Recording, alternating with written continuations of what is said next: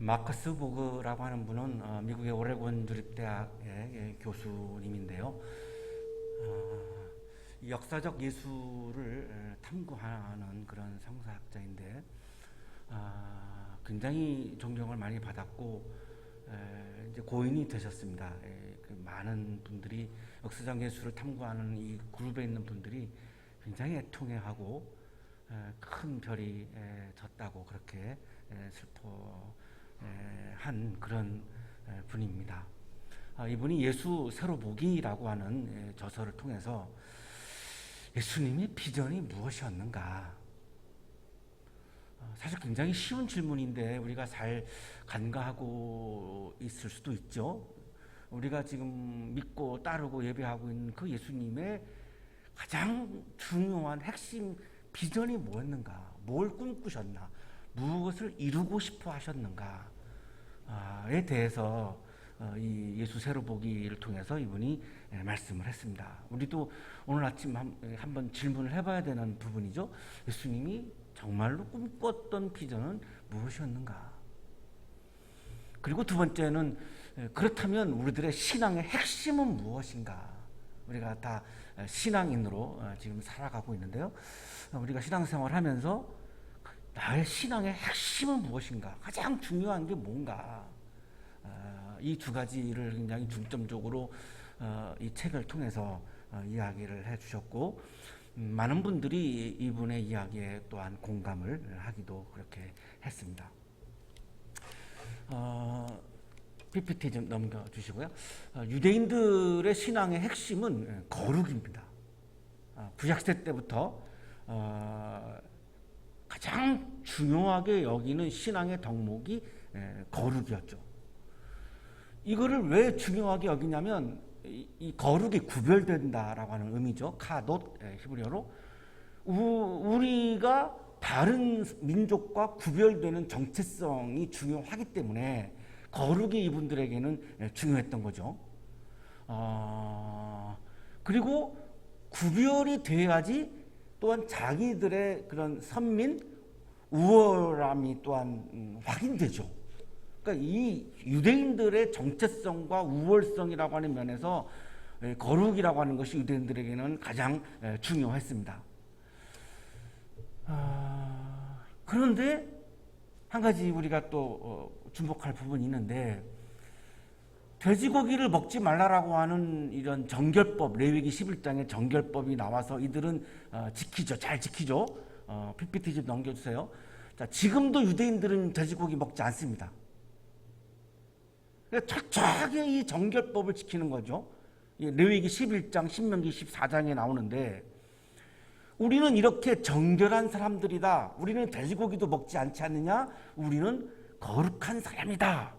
이거를 확인시켜 주는 장면 가운데 하나가 이 정결법을 철저하게 지키는 겁니다.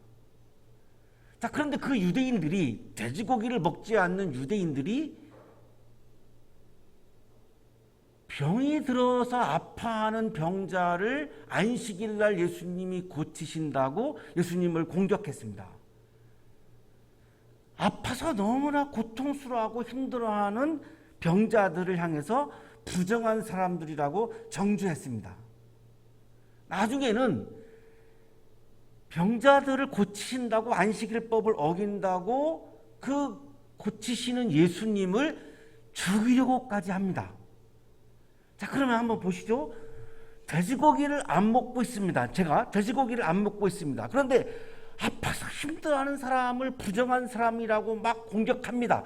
이 사람이 거룩한 사람이라고 과연 우리가 동의할 수 있을까요? 저는 못하겠어요. 돼지고기를 먹지 않는 것보다 아픈 사람의, 병자의 그 아픔을 공감해 주는 게 더 저는 거룩한 사람이라고 보여져요. 자, 그런데 유대인들이 빠진 함정은 우리는 정결법을 지키지 않느냐, 우리는 돼지고기를 먹지 않지 않느냐, 그러니까 우리는 거룩하다라고 하면서 정작 더 중요한 병이 들어서 아파하는 사람을 부정하다고 공격하고, 그 사람들을 고치시는 예수님을 안식일에 일한다고 공격하고, 심지어는 예수님을 그래서 죽이려고까지 했는데, 이게 과연 거룩하다라고 볼 수 있는 거냐? 라고 하는 질문을 던지지 않을 수가 없죠.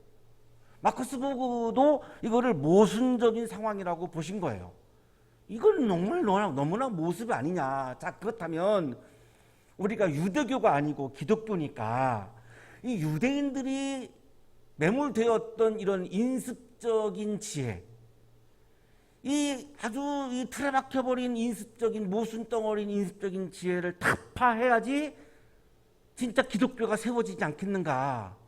그러면은 그런 인습적인 지혜를 타파하고 세우는 새로운 그러면 지혜는 무엇이겠는가? 이것은 자비를 중요하게 여기는 세상이다. 이렇게 보신 거예요. 그 이유는 병이 들어서 아파하는 사람 앞에서 하나님의 마음은 함께 아파하는 분이니까. 그것이 하나님의 자비로운 마음이니까. 그래서 예수님은 사랑을 강조했고 사랑을 실천하셨지. 정결법을 내세우면서 병자를 아파하는 병자를 부정한 사람이라고 정죄하는 것은 하나님의 마음도 아니고 예수님의 마음도 아니지 않는가. 그렇다면 우리 기독교인들의 비전은 무엇인가? 예수님이 우리들에게 보여주었던 하나님의 자비가 가득한 세상, 그 세상을 우리가 꿈꾸어야 진정한 그리스도인이 아닌가? 그러면 신앙의 핵심은 무엇인가? 신앙의 핵심은 정결법이 핵심이 아니라 자비로운 마음을 우리들의 마음에 채워서 하나님이 지으신 이 세상을 자비가 넘치는 세상으로 만들어가는 것, 이것이 우리들의 신앙의 핵심이 아닌가라고 마커스 보고는 주장한 거예요. 물론 동의하지 않는 분들도 있겠습니다만, 그러나 많은 분들은 이번에 이야기에 공감을 표하기도 했습니다. 몇 구절만 인용하겠습니다. 워낙 대가시니까 이런 인용은 제가 설명하는 것보다 그대로 인용하는 게 예일 것 같아요. 예수는 마음에 대해 자주 말했다. 선한 마음과 악한 마음, 굳어진 마음과 깨끗한 마음 등이 그것이다.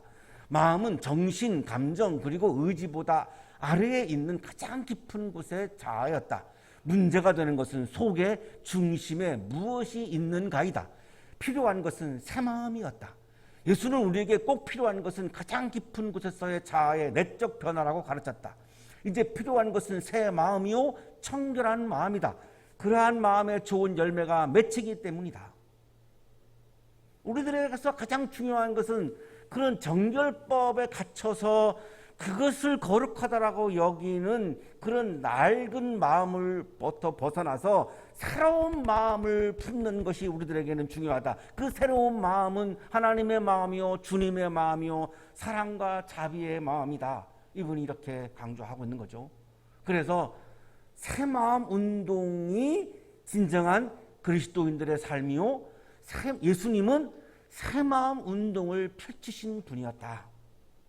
정결법을 가지고 다른 사람들을 정죄하지 말라고, 판단하지 말라고, 비판하지 말라고, 정죄하지 말라고 그래서 강조하신 것이고, 우리 그리스도인의 삶은 정죄하는 삶이 아니라 사랑과 자비를 실천하는 삶이고, 그러기 위해서는 우리들의 마음에 새로운 마음이 충만해야 한다. 그 새로운 마음은 하나님의 마음, 예수님의 마음인데 사랑과 자비의 마음이다.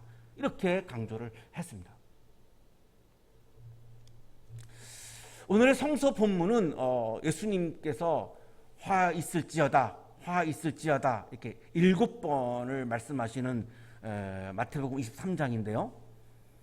맨 첫 번째 설교인 산상설교에서는 이런 사람은 복이 있다, 이런 사람은 복이 있다 8번 반복해서 복이 있다를 말씀하셨고, 23장 이후가 이제 이 마태복음에서 예수님의 마지막 설교입니다. 이 마지막 설교에서는 화 있을지어다 7번을 반대로 대조적으로 복 있는 사람을 8번 말씀하셨는데, 이번에는 화가 있는 사람을 7번이나 말씀합니다.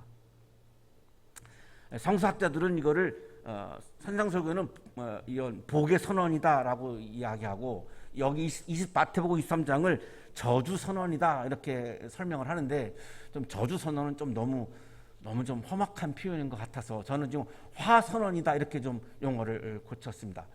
이런 사람에게는 화가 있다라고 하는 거죠. 13절에서 복음을 선포를 방해하는 사람에게는 화가 있다. 15절에서 잘못된 선교 활동을 하는 사람에게 화가 있다. 16절, 22절에서 잘못된 맹세를 하는 사람에게 화가 있다. 23절, 24절에서 정의와 자비와 신의를 버린 사람에게 화가 있다. 25절, 26절에서 마음이 정결하지 않은 사람에게 화가 있다.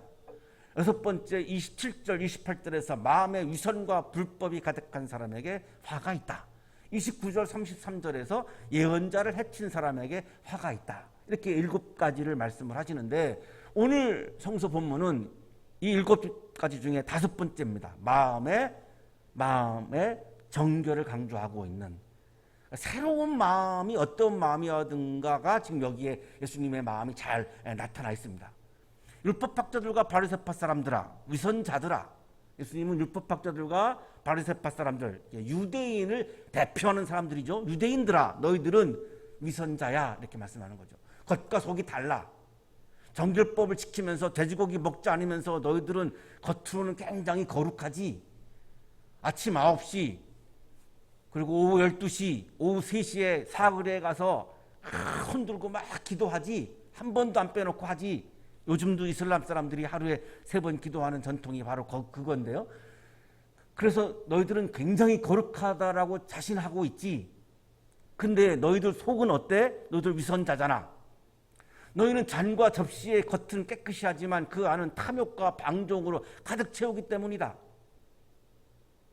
세상에 몸이 아파서 힘들어하는 사람을 부정하다고 정죄하고 그것을 고치는 예수님을 공격하고 그것을 고치는 예수님을 죽이려고 낭떠러지에서 막 밀어 떨어뜨리려고 하고 너희들은 위선자들이잖아. 너희들이 무슨 거룩해. 너희들이 속이 이렇게 더러운데 겉모습이 깨끗하다고 해서 너희들은 거룩하다고 볼 수 없잖아. 이렇게 말씀하는 거죠. 위선자들아, 위선자들아.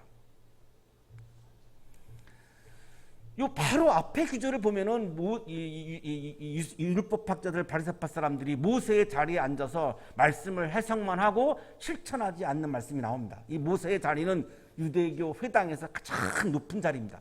거기 딱 앉아가지고 그냥 말씀 해석만 하고 생활에서는 일체 전혀 실천을 안 하죠. 무거운 짐은 다 남에게만 이렇게 지우고 자신들은 지지 않습니다. 성경 본문을 기록해서 넣은 이제 상자가 있는데 이게 경문곽인데 이거를 막 이마에다가 달고 다니고 여기 막 팔에다가도 막 갈고 다니고 우리는 다 말씀을 사모하는 사람이야. 이거를 막 사람들에게 보이는 거죠. 그리고 옷수를 길게 늘어뜨려 가지고 우리는 굉장히 거룩한 사람이야. 그러면서 굉장히 이런 거룩한 사람이라고 하는 찬사를 굉장히 받는 것을 좋아하고 잔치의 윗자리와 회당의 높은 자리에 앉는 것을 좋아하고 장터에서 인사받는 것을 좋아하고 자 이런 거를 보면 너희들이 거룩하지 않잖아. 예수님이 이렇게 말씀하는 거죠. 이 모습이 어떻게 거룩한 모습이야. 정결법을 하나만 예를 들겠습니다. 레위기 11장 7절 8절입니다. 돼지는 굽이 두 쪽으로 갈라진 쪽발이기는 하지만 새김질을 하지 않으므로 너희에게는 부정한 것이다. 돼지는 부정하다라고 하는 거죠. 너희는 이런 짐승의 고기는 먹지 말고 그것들의 주검도 만지지 말아라. 이것들은 너희에게는 부정한 것이다. 자, 하나님이 돼지를 부정하다고 말씀하셨기 때문에 우리는 그래서 돼지고기를 먹지 않고 그래서 우리는 거룩한 사람이야. 이런 논리입니다. 유대인들의 논리는 이런 거죠. 자, 그래서 이게 참 그렇게 보이기도 하죠. 그렇게 보이기도 하는데 이 사람들의 삶을 보면 겉은 거룩하지만 속은 더러운 거죠. 아픈 사람들을 정죄하고 사랑과 자비를 실천하는 예수님을 죽이려고 하고 누가복음 4장 29절에 그 장면이 나옵니다. 그래서 그들은 들고 일어나 예수를 동네 밖으로 내쫓았다. 그들의 동네가 산 위에 있으므로 그들은 예수를 산벼랑까지 끌고 가서 거기에서 밀쳐 떨어뜨리려고 했다. 안식일날 병자 고친다고 유대인들이 예수님을 낭떠러지에 가서 밀어서 죽이려고 합니다. 이 모습이 어떻게 거룩한 모습인가? 오늘날 우리는 이렇게까지는 하진 않지만 우리가 형식에 매여 있고 우리가 겉모습에 우리가 마음이 가 있다면 우리도 이러한 우를 범할 가능성이 언제나 있는 것이고 우리가 교회 예배당의 겉모습, 화려한 웅장한 모습, 교인의 숫자, 예산의 숫자, 이것을 우리들의 마음에 사랑의 마음과 자비의 마음을 채우는 것보다 그것을 더 중요하게 여긴다면 우리도 이 모습과고 다를 바가 없기 때문에 이 말씀은 오늘 우리 한국의 기독교인들에게는 굉장히 소중한 말씀으로 그렇게 저에게는 보입니다. 눈먼 바리새파 사람들아, 먼저 잔 안을 깨끗이 하여라. 외모가 아니라, 겉모습이 아니라 내면, 내 마음을 더 좀 신경을 써봐라.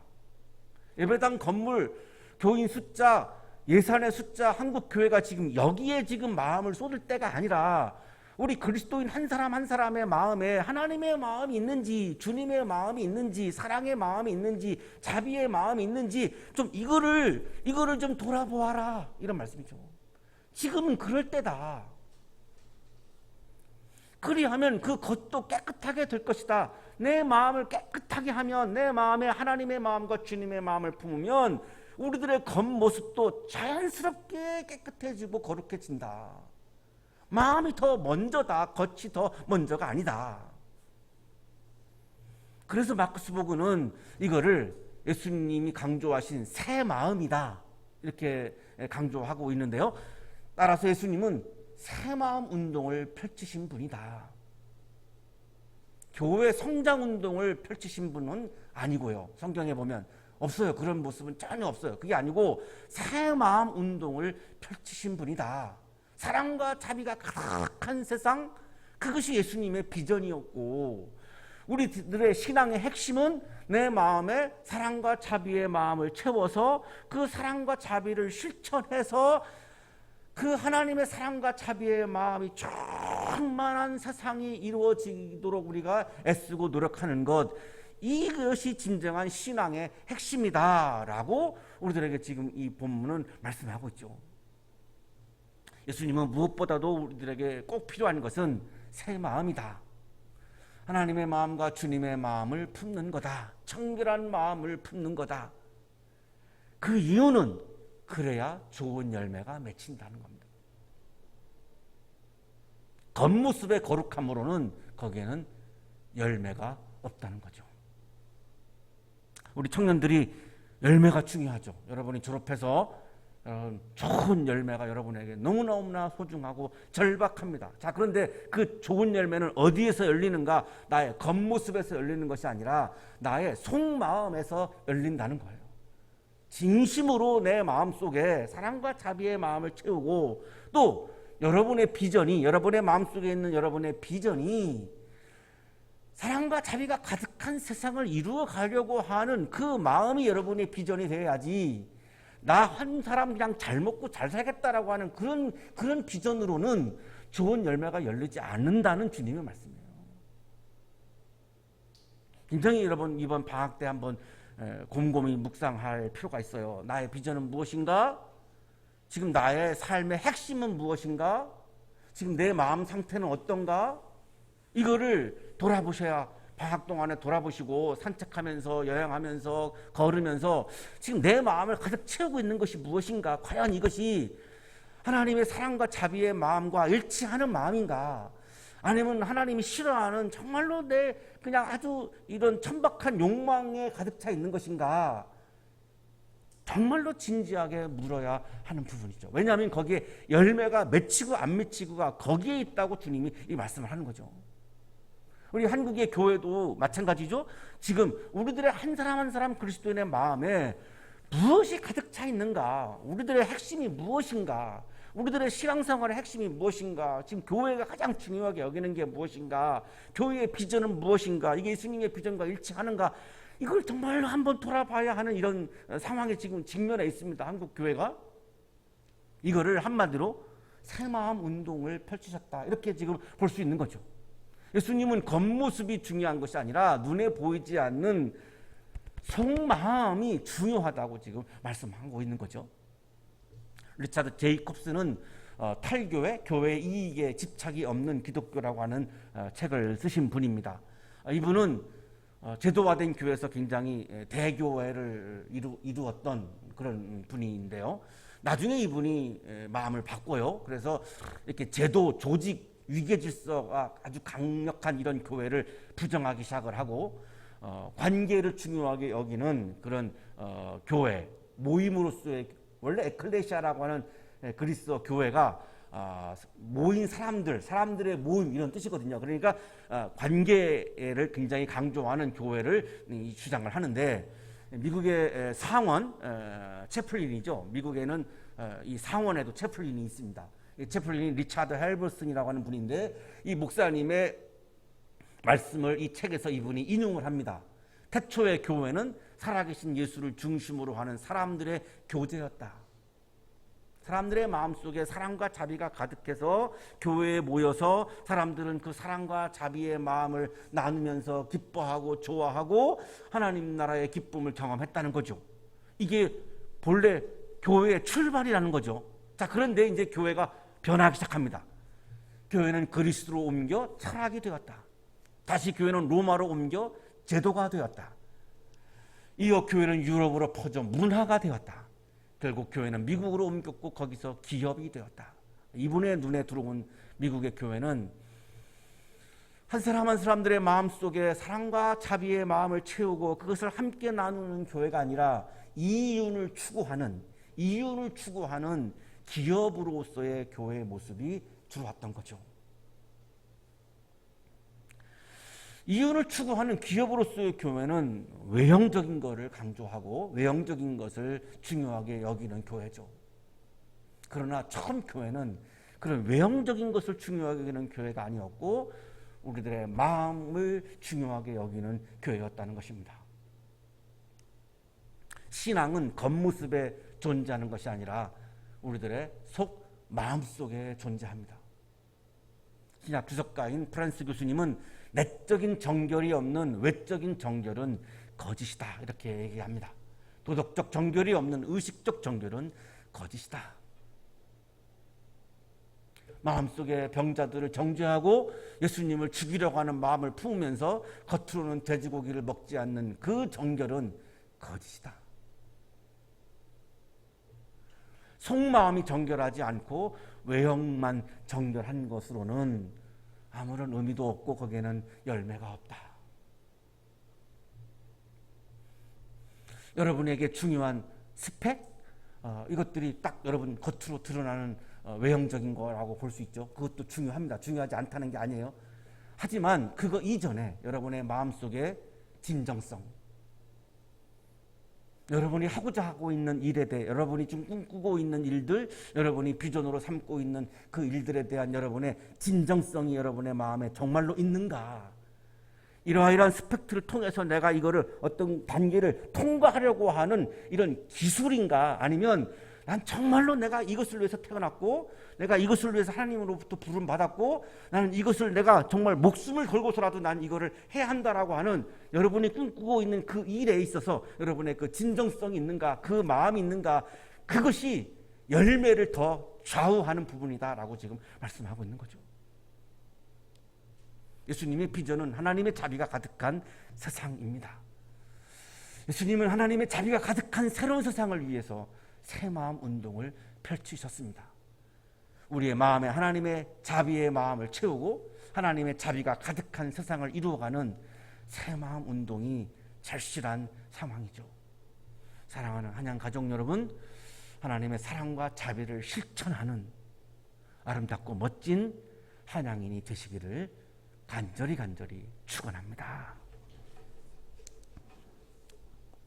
거룩하신 주님, 우리의 속마음을 중요하게 여기지 못하고 겉모습만 중요하게 여겼던 마음을 고백합니다.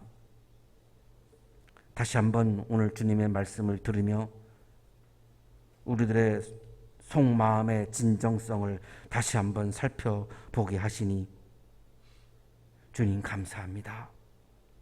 우리의 마음 깊은 곳에 사랑과 자비의 마음을 가득 채우고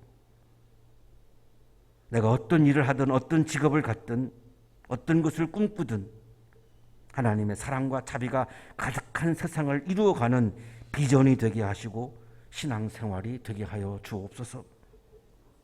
예수 그리스도 이름으로 기도하옵나이다.